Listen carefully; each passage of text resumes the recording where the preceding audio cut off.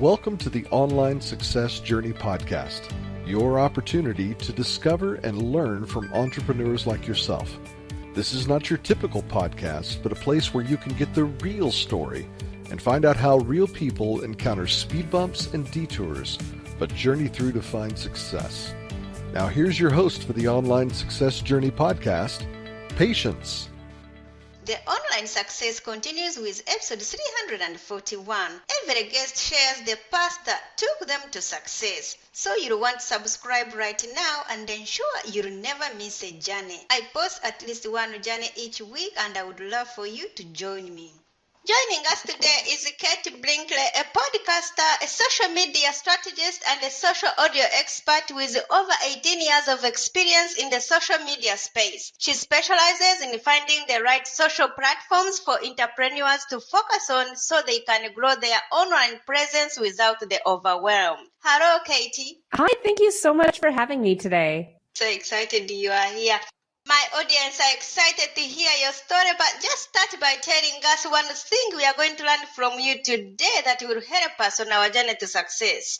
Well, I am going to talk about how you can leverage the power of your voice to grow your business. I think that a lot of people, video seems to be on everyone's mind, but really, there is something to be said about what we're doing right here, which is talking and having a conversation. And your voice is one of your best business assets. So I'm excited to talk about that with you. Wow. I can't wait to hear more about that. But let's get started with the basics. Can you tell my audience a little bit about your background, about what you did before you started your own business? Yeah, so I started my career in radio. I wanted to be a locker room reporter, and I actually landed that job right out of college. So I was the post-game interviewer for the Denver Broncos, which is a football team here in Colorado, and the Colorado Rockies, which is the baseball team. So I got to go into the locker room after the game and interview the athletes on what they did and what they thought about the game and all that stuff. And it was my dream job.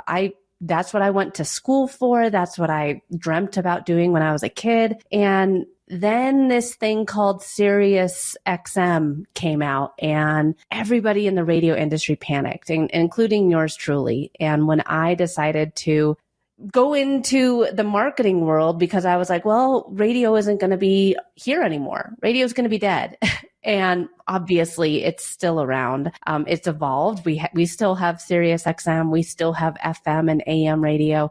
We have podcasts now, but I've always been drawn to the power of voice. I landed my next job was as the marketing manager for the Colorado Rockies television station. So I was doing all their marketing, ad buys, and social media. And it wasn't until, I was laid off from that job that I decided to start my own business. Now, I know that a lot of people, I've been fortunate enough to have my dream job a few times now. I loved being the marketing manager for the TV station, and I never thought I'd leave. But with mergers, things happen, and I was just another title. And everybody with the title marketing manager was let go. And my boss took me into her office because she was just as devastated as I was. And she said, Katie, you're so good at social media. You've been doing it for so long, because I'd been helping bands with their MySpace pages. That's a whole nother story, but you're so good with social media and you've helped our station get a social media presence. I'd love to just see you do something with social media. And I took her words and I ran with it, and I started my own agency. It's been over 5 years now, and I have 2 podcasts. One's a marketing podcast. The other one's a sports. And I love what I do now. I love having the opportunity to help entrepreneurs and coaches and consultants craft a social media strategy that works for them and their business, so that they're not spending all day figuring out what to post on Instagram. They're being strategic with their time, but they're still having a solid presence on social media to gain those new leads and build a community around their brand. And that's me in a nutshell. But I absolutely, I've never thought that I'd say I've had my dream job 3 times now, but every position that I've had has definitely helped me for this position now with running my own agency. What a background, Katie. But why do you do what you do? So this is the thing. When I was in college, MySpace was really popular. And when Tom was everybody's first social media friend, I was all in on MySpace. I went to a smaller school. I went to a Division II college because I played softball in college. And Facebook didn't consider my school worthy of being on Facebook. Even though I had a .edu address, that I couldn't join Facebook. This is way back in the day when Facebook was just for colleges and universities. And so I was all in on MySpace, and I was helping bands with their MySpace pages just on trade. They'd give me tickets to their shows, or they'd give me free merch. And I quickly saw how the power of social media and how fast connections can be made. And again, being a social media anything didn't exist back then. But I always really was drawn to the power of it and how you can meet people anywhere and have a connection with them just through a computer screen. And I never really stopped learning about the different social media platforms out there, whether it was Twitter that came, Facebook that went public, and then Twitter came out, and that was supposed to be the end of Facebook. And then Instagram came out, and that was supposed to be the end of Facebook. And we've seen that all these different social media platforms have a place in our society and in our lives. And so I always was continuing to learn. And now that I've started my own business, I just love helping those entrepreneurs that realize that it is an incredible tool. They just don't know how to do it the right way. They don't realize the different ways that a post on Instagram can help bring in clients and customers, can help, even if they're not your ideal client that's going to buy today, using the traditional word of mouth advertising still through social media. And that's what I love now. I just love being able to help all of these different businesses and brands get caught up kind of and realize the power that, even if they're a brick and mortar business, they can still have a strong online presence to gain new clients and leads. And it's become my dream job. I have an office, I have 5 employees, and I have 2 little girls at home that, I've built my schedule so that I can still be with them and be a present parent for them. As you mentioned earlier, everybody is looking through to have videos on their businesses and everything. They are thinking audio is dead. So what is your take on that? I think that is a really common misconception, is that audio has died, but there's more podcasts out there now than ever before. And I know that this is an international podcast, but over 60% of the US population has listened to a podcast, and over 50% of that 60% listens to a podcast at least once a week. So that is, people are still listening to podcasts, and there's more and more people starting podcasts every day. There's something special about being able to pop in and find a topic that you're interested on and listen to the story on it, listen to the different teachings and trainings on it. And I think that podcasting is just going to continue to grow. Unfortunately, the average podcast length is only 6 episodes, but I think that those that make it past 6 episodes are ready to take the full dive and stick with it. And when you hear somebody speak, it gives you a whole different level of connection and authenticity to what that person is saying. I can go ahead and Google something and then make a pretty graphic and, write a quick caption and post it on Instagram. But those aren't my thoughts. That's not my education, my training. But when you hear someone speak to their authority, that's when business can happen at lightning speed. And with podcasts and Clubhouse and Facebook audio rooms, Twitter spaces, there's more audio options than ever before. And there's a reason that, Twitter, for example, is a perfect example, because I think a lot of people thought that Clubhouse was just kind of a fad, that Clubhouse was going to be bought or fade away. It's still there. It's still going strong. And there's a reason that all of these other big players in the social media space have grown and continued to invest in that audio option, because not everyone wants to get all dolled up for a video. Not everyone wants to dance and point on video. And you can still have those authentic connections by using your voice and just having a conversation with somebody. Thank you. Let's put man aside. How do you know you are successful? The way that when I figured out that I was successful was when I hired my first employee. I know that one of the hardest things as an entrepreneur is delegation. It is extremely hard to hire somebody to, take over certain things that only you can do. But when I hired my assistant and then my next assistant and then my designer, that's when I realized this is going somewhere. That's when my business really became a business and not a side hustle anymore. It wasn't just me. Now I was delegating. I was doing sales calls. I was doing interviews. And that's when things really started to change is when I started delegating and when I decided to hire that first employee. And I think that is one of the scariest parts for many entrepreneurs is the delegation, because we have in our mind, there's a reason we started our own business, right? Nobody can do our job as good as us. But when we hire those people that do certain parts of our job better than us, that's when we really start to see the success. Tell my audience about the magic moment, the day it suddenly all went right for you. Oh man, the day that it all went right.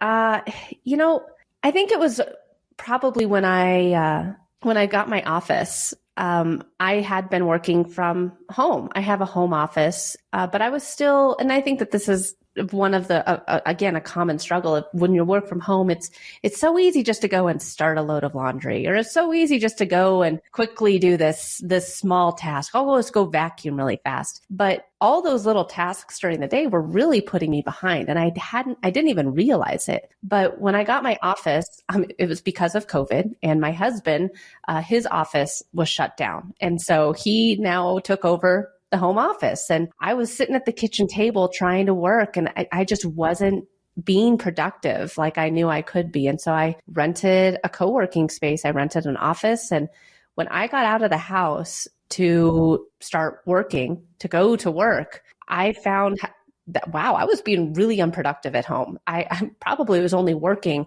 maybe 5 hours a day, where now if I come to the office and work for 5 hours a day, I'm getting double the work done. And I think that's when, I was still working 5 hours. I was getting more clients in, I was getting more revenue in. And it's like, man, I'm still working the same amount of time, but I'm making more money.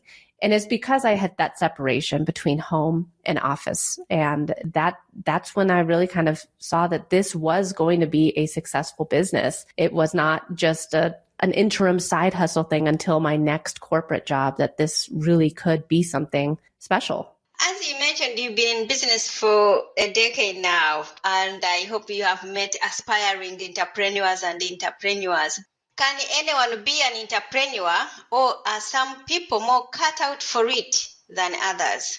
Yeah, I think that it isn't for everybody, the entrepreneurship. I think that, and there's nothing wrong with that. My husband has a corporate job and he loves it. He loves having the steady income and knowing his, vacation days. And it's not for everybody to be an entrepreneur. There's so many times like this, up until this last year in 2021 was the first time I took a vacation laptop free. And for all my other entrepreneurs out there, they realize what a milestone that is when you can finally take a vacation and you can really disconnect. That's, I think, when you know that you have a successful business. And it was something that took me a long time to get there. But you'll know, when you're growing your business, is this right for you? If you want to have that steady downtime, if you want to have that steady income, sometimes with entrepreneurship, it's not that way. And you have to be willing to roll with the punches and kind of just take it as it comes, because sometimes there will be down months and, firing clients or ending contracts. That's one of the scariest things, I think, as an entrepreneur. But there's always going to be another client that's willing to treat you better and potentially pay you more money. So I think that those are different things that you have to overcome with entrepreneurship. And when you decide that being an entrepreneur and building a business is right for you, you're not afraid of the unknown. What have you learned from business as a whole? Oh one of the biggest lessons that I learned from business is, there's there's going to be good clients and there's going to be bad clients. I think that you will get the bad clients. And one of the hardest things to do is to end those contracts or to end those, to fire those clients because you're turning away money. But when you believe in yourself and what you have to offer and that you will be able to get a client that's better, that's one of the biggest, mindset shifts you need to overcome. And I know that it's absolutely, it's hard to get to that point, but when you do and you believe in yourself and your business, that's when you'll be able to find the clients that work for you and, that where you can have a good working relationship. So I know that as you're growing your business, it can seem scary to turn away money, but that's one of the biggest things that helped my business grow. What is the secret to creating a profitable social media agency?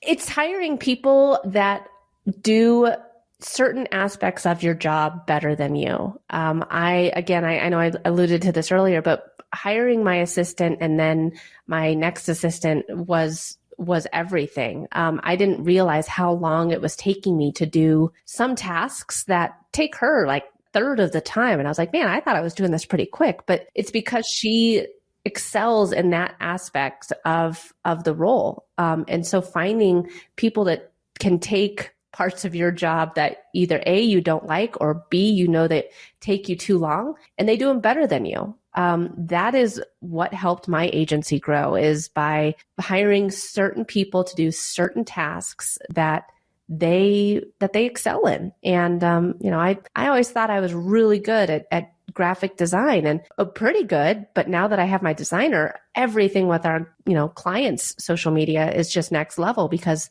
she's so good at just designing and she doesn't have to worry about writing a caption. All she has to worry about is designing.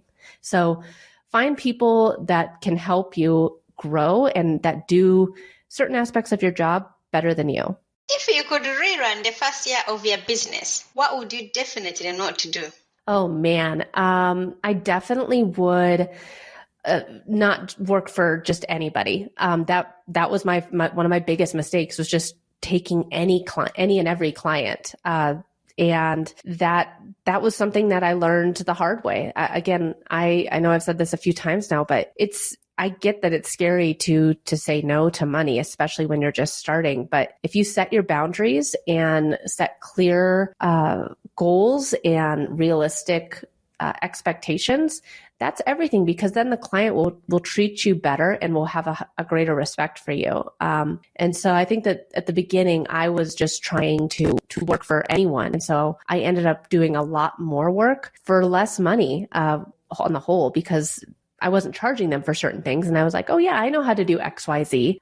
So set those boundaries, set those clear guidelines, and don't just work for anyone. Really vet the people that you're working with and find your ideal client, because they're called that for a reason, because they will respect you and you will respect working for them.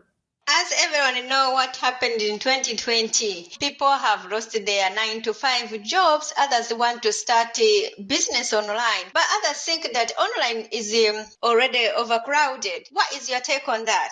Yeah, like I said before, I have a podcast also. And one of my guests, he was a brick and mortar, still is a brick and mortar coffee shop. So when 2020 happened, he didn't have anything ready to go online. And he really had to change everything to still keep in business, to still keep money coming in and to still pay his employees. And what he did was really, I think a lot of people wouldn't even consider. And so what he did was join Facebook groups that were around the locations of where his coffee shops were located. And he went in those Facebook groups and he started conversations. He established himself as part of the community, and he asked them, hey, if I can just open outside for, 2 days a week for 3 hours a day, what hours would you come? What days would you come? What food or drinks would you order?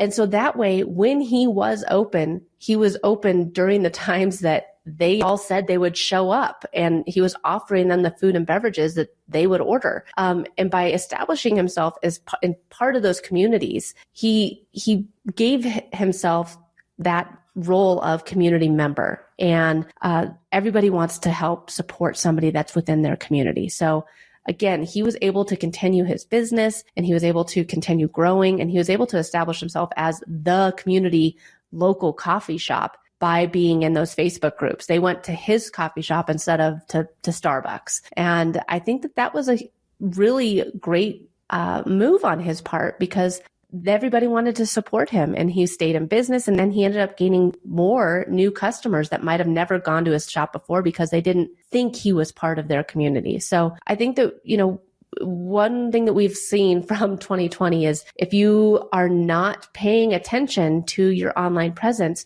you don't want to pass it off anymore. You don't want to just put it on the back burner. Make sure that it does have at least an hour of your week, at least an hour's time in your work week that you're paying attention to it and focusing on building it and placing yourself out there in the online world. I'm not saying that you have to create an online store or anything like that, but just being present online, because heaven forbid anything happens like that ever again. But if it does, you're prepared this time. What is the most valuable thing you have ever given away? I think that, the most valuable thing that we can take away with what we're doing online is consistency. When you are consistent with your online strategy, that is everything. That's when you can really grow a community around your business and your brand. And just posting, if you're a realtor and all you're posting is just sold or just listed or coming soon, you're not establishing yourself as part of that community. So whether you want to get a new client right now, or if you're just trying to get started with your business, showcase yourself out in the community, put yourself out there and start trying to grow a community around your business and your brand. So that way, when times get tough, or when somebody hears that, oh, well, so-and-so does XYZ, they'll think of you first because you've consistently been showing up and giving value. What is one thing that has contributed to your success? Definitely the support of my family. My husband was completely supportive from the day I got let go from the TV position. And he said, we'll figure it out, and until you get your next job, if you want to try this freelance thing, then, I'll support you. And having that type of support at home was everything. It definitely was tight. Yeah, money was tight, and it was a lot of unknowns, but, I knew that just having him there to support me and put my daughters to bed or take them to their swim team so that I could get work done. He was always there to really just let me know that it was, as I continued growing the business, if this is what I wanted to do, he'd be behind me the whole way. And having that support system really helped me believe in myself and what I was doing. In your businesses, do you have a mentor or a coach yourself? I do. And I think that investing in coaching is extremely important, whether it's a mastermind group or if you're working one-on-one with a coach. Investing with a coach is everything. And that's, again, another thing that really helped me grow. I've had mindset coaches, I've had business coaches, and, I've got a coach right now. And just having someone in your corner that's 2 or 3 steps ahead of you will help you avoid making mistakes. You can go to them and ask them those questions. You can go to them and ask them, what should I do about XYZ, or what did you experience when you were in this position? And just having someone that's 2 steps ahead of you that wants to see you succeed will help you grow your business. What grounds you? What grounds me? Oh man, I'd have to say, again, my family. Like I said before, I have 2 daughters. They're 7 and 4. And, there's times where it's hard to shut off from work, and in a world where we can check our email on our phone and we can, just quickly do something. Nothing's quick. So just taking that step back, and what I do now when I walk in the door is I put the phone up on the charger so that I can just get away from it, because I know that a 5-minute email response is really going to turn into 15 minutes of me checking my emails. And then from there, I have to, now I've got this fire to put out or whatever. And so I think that just being present with those around you. And I know it sounds weird hearing from somebody that works with social media, but just get off of Instagram, get off of Facebook. Don't check your email. When you're with people, put your phone away. And that's one of the biggest things we saw from 2022 is how much we missed talking to people, having a conversation with people. And I think that's really why social audio exploded so much, is because in a world of texting, in a world of just sending a quick text message in response to a phone call, we craved that human to human connection that can only happen by talking to somebody. And so when you're with somebody, take that moment and be with them, be present with them, and just put your phone away. It doesn't matter what your friend's doing on vacation and posting about on Instagram. Be with the people that you are with. What is one thing no one knows about you? I think that one thing that not very many people know about me is that I said brushed over it earlier, but I used to be a collegiate athlete. I played college softball. I grew up playing sports, and I played up until the pandemic. I played softball and soccer still as an adult a couple days a week. So I'm still a huge sports fan. I love athletics. I love being active. And, if the opportunity came, for me to get back into sports radio, I probably would take it. That's one of my biggest regrets is abandoning radio as quickly as I did when Sirius XM came out. I wish I would have stuck with it a little bit longer, but I wouldn't be where I am today, and everything happens for a reason. Let's talk about your business. Tell us more about it, and how can we join it? Yeah, so if you're interested in learning more about my business, it's called Next Step Social Communications, and we offer trainings, coaching on how to effectively have a social media presence with as little as 1 hour a week, so that you can grow a community around your brand and gain new leads and new clients. Again, with just as little as 1 hour a week. So if you're interested in learning more, feel free to check us out at nextstepsocialcommunications.com. And if for your listeners, I actually do have a free ebook for them. If they're interested in getting that ebook, it's at katiebrinkley.com/social sales. And hopefully it's 22 pages of how to sell effectively online. So be sure to check that out. And obviously I'm on social media. So if you want to connect with me on social media, I'm on LinkedIn and on Instagram and on Facebook. Would love to connect with you there. What is your perfect clientele? My perfect client is I work with a lot of women who have left the corporate world to start their own business.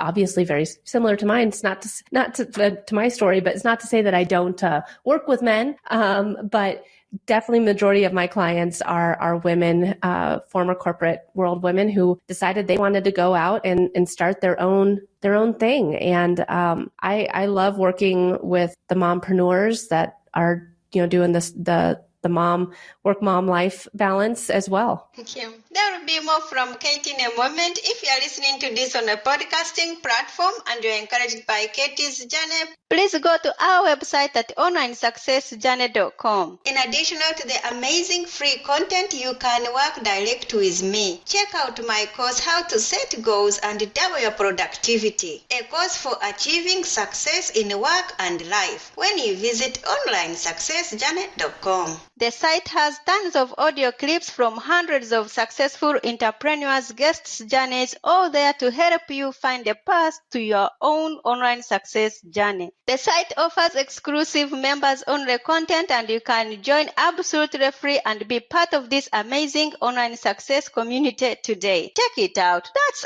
onlinesuccessjourney.com. Now, Katie, I would love for you to share more with my audience if you're up for it. Sure.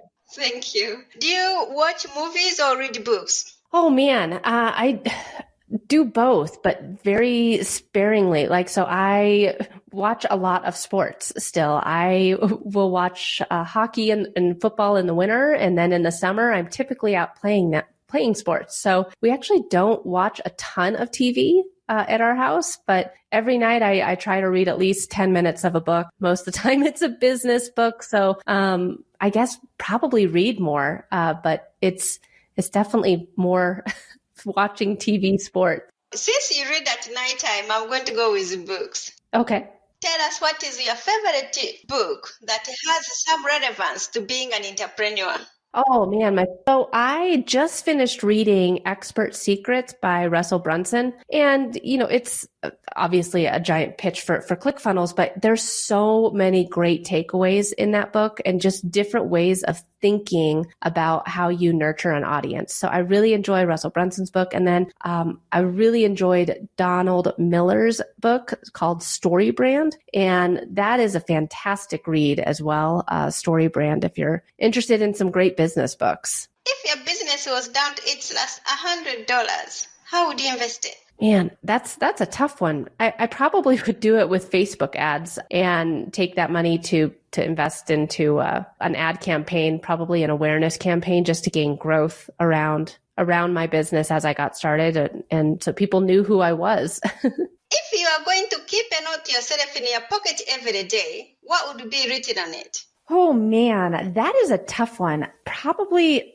keep your head up. I know that as an entrepreneur, we can be our own biggest critics, and we can be our own biggest obstacles. So I think that just keep your head up is something that I would definitely benefit from on a regular basis, because I know that I can be extra hard on myself when I don't necessarily need to be. So keep your head up and just keep on going. What is your next chapter? For me, I've been doing a lot more speaking, and I've from podcasts to emceeing events to now being a panel speaker at different events. I really enjoy teaching other entrepreneurs, other podcasters, other business owners, the struggles and the successes that I've gone through. And I hope that I can continue teaching them so that they don't make the same mistakes that I did. So for me, next chapter is absolutely going to be spending more time presenting and speaking and sharing my story. Do you feel like you succeeded or like you're only on the way? That's a great question, because I feel like I've succeeded a lot so far, and more than I ever expected. But I feel like I've only just begun. Like there's nothing here that I think would be, okay, well, that's good. This is a great place to stay. And I do think that if you ever kind of have that mentality, that's when you're going to fall behind. So I feel very accomplished so far, but I know that there is still a lot left for me to tackle. Will you ever stop? Oh, will I ever stop? I don't think so. I think that, for me, I thought that I have had my dream job now 3 times. I was a radio broadcaster. I had a great job, as a corporate marketing manager. But, I think that for what I'm doing now, this is my new dream job. And being an entrepreneur, it allows me the flexibility to change what I do as I find that passion. So I don't think I'm going to, at least not anytime soon, at least another 10 years doing this, because I really enjoy being an entrepreneur and just seeing, what I can do and how far I can take this business. Remind us how we can connect with you. So if you want to connect with me, you can do so online. I'm on social media. Check me out on Instagram at I am Katie Brinkley. I'm very active on LinkedIn at Katie Brinkley. And I do have a free social selling guide, which you can get at katiebrinkley.com. Katie, it's been great having you to share your online success journey with us. Thank you so much for having me. This has been a great conversation, and I've really enjoyed talking with you today. You are welcome. Remember, success is a journey. Don't wait. Let's start the journey. Patience and Katie. This is not the end of the journey. We hope you've enjoyed listening to Patience and her guest, and want you to know that there are hundreds of episodes available at onlinesuccessjourney.com. Patience would like to thank you for listening to the podcast, and she has a free gift for you on her website, including an audio compilation of her guests' best tips, uplifting stories, and even a bit of fun. Additionally, there are special clips of over 250 episodes that have never aired on the podcast and are only available to members of the Online Success Journey.